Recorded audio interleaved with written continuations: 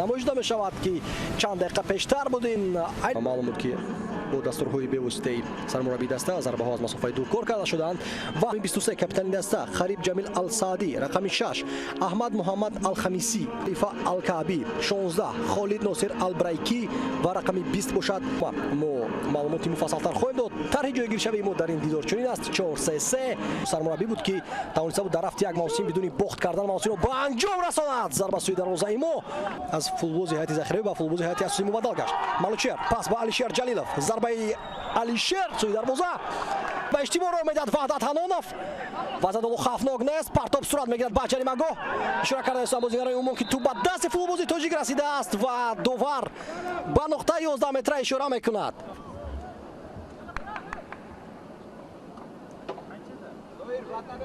зоир ҷурабоев дастони худро ҷамъ карда буд. чӣ дар ба дасти ӯ расид? магар ҳаракат бо даст кард?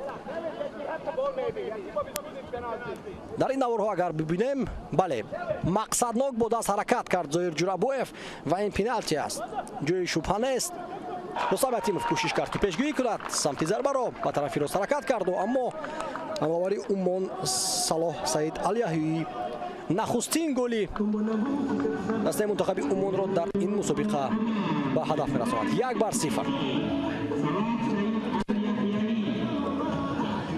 албатта мо наворҳоеро интизор ҳастем дар такрор ки чӣ тавр ин ҳуҷум шурӯъ шуд ва барои чӣ мавқеи нодуруст ва хаторо ижол карда буд Ваҳдат Ҳанонов ки ана ҳамон боис шуд ки бартараф карда шавад. хелон баланд тубро равон мекунад Абдулло Фавазбайт, аммо баландтар аз дарвоза туб мегузарад.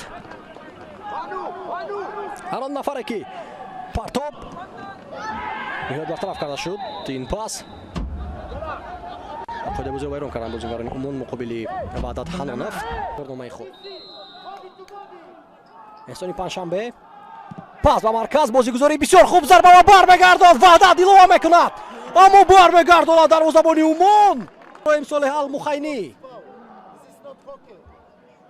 бозигузории беҳтарин аз сӯи футболбозони мо. зарбаи ман қайд кардам ки аз миёни ҳамаи дарвозабонҳое ки даъват шуданд ба ҳайати мунтахаби Умон дар ин мусобиқа, таҷрибаи аз ҳама камтар бозӣ кардан дар ҳайати мунтахаб маъзан ҳамин дарвозабон дорад. эҳсон, боз як партоб, фурсат барои Ваҳдат. ин дафъа гол аст. ин дафъа дигар ҷои шубҳае нест ва касе наҷот дода наметавонад Умонро. ҳисоб баробар мешавад 1-1.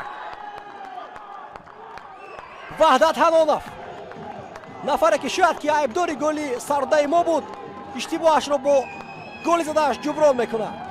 1-1. гордиар таваҷҷӯҳ мекунем. партоби Балучер сафар паскандони муқобил эҳсони панҷшанбе ба як усули акробатикии зебо дигар бора тубро равон мекунад. Малучер ба туб мерасад, дар ҳолати нобозӣ нест Ваҳдат Ҳанонов ва оҳиста тубро аз паҳлӯи дарвозабон равон месозад ки ин албатта зарбаи головар аст. фаҳмедонед чӣ? паси головар ба номи Малучер Ҷалилов сабт мешавад. Абдулло Ал-Сабҳӣ, нимуҳофизатгар Абдулло Раҳман Ал-Мушрифӣ ба бозӣ даромад. Парвизҷон Умарбоев ногаҳон пайдо гардид бозигари Умон ва тубро аз наздиқ пой ра буд ба иштибоҳ боз роҳ медиҳад Ваҳдат Ҳанонов. чӣ кор кардааст имрӯз муҳофизатгари мо? ҳуҷуми Умон бартараф кардан дар кор аз партоби туб. хуб шуд ки ин ҳуҷум бенатиҷа ба анҷом расид барои мо надошт.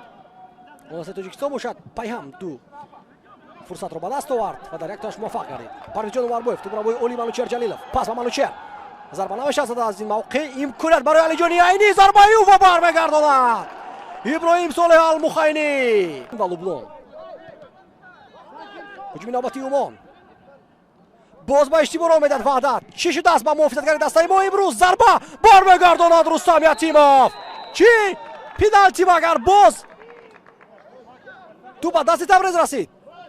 ин дуюмин корти зард аст барои муҳофизатгари дастаи мо. бори дигар мутаваҷҷӯҳ мешавем, бадтарин бозиро имрӯз нишон медиҳад Ваҳдат Ҳанонов.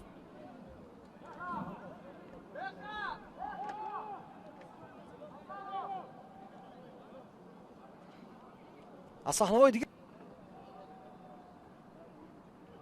зарбаи Муҳсин бармегардонад Ятимов. офарин, аҳсан, офарин мехонем барои дарвозабони мунтахаби Тоҷикистон. зарбаҳои 11 метраро пас аз рақобату баргардонда буд, яъне зарбаҳои 11 метраи силсиларо.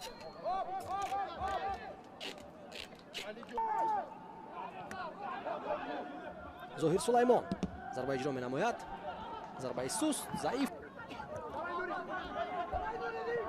нуриддин абдулқодир мубориза мебарад, фишор меорад ба рақиб.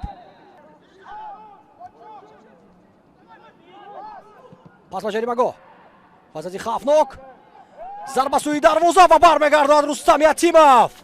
Ятимов аст.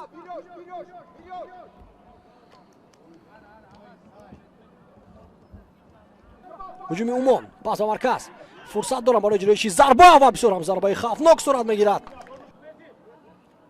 партоб аз кунҷи майдон, Рустам Ятимов муваффақона аз ҷои худ баромад, на муваффақона набуд. дарвозаи холӣ монда иҷро намояд, бозигузорӣ карда мешавад аз кунҷи майдон.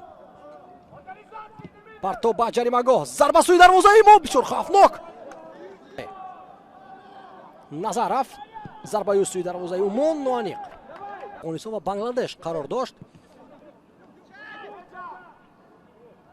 ето бохир мутаваҷҷеҳ шавем ба ҷараёни ин ҳамла, зарба сӯи дарвозаи мо монеа эҷод гардид. аммо футболбозони асосии мунтахаб ҳам даъват шуда. барои мин гуфтанд ки муқобили мо дастаи ҷавонони Умон баромад карда аст. хато аст, зарба сӯи дарвозаи мо. бисёр имконият дода истодаем ки аз тавонад. садои таки худро баъл мекард довар ва рақобат ба анҷом мерасад. мусовӣ 1-1 дар бозии дуюм. ду бозӣ пайҳам ҳисоби як хела ба қайд гирифта мешавад ва бозии муҳимтарини мо муқобили Узбекистон дар даври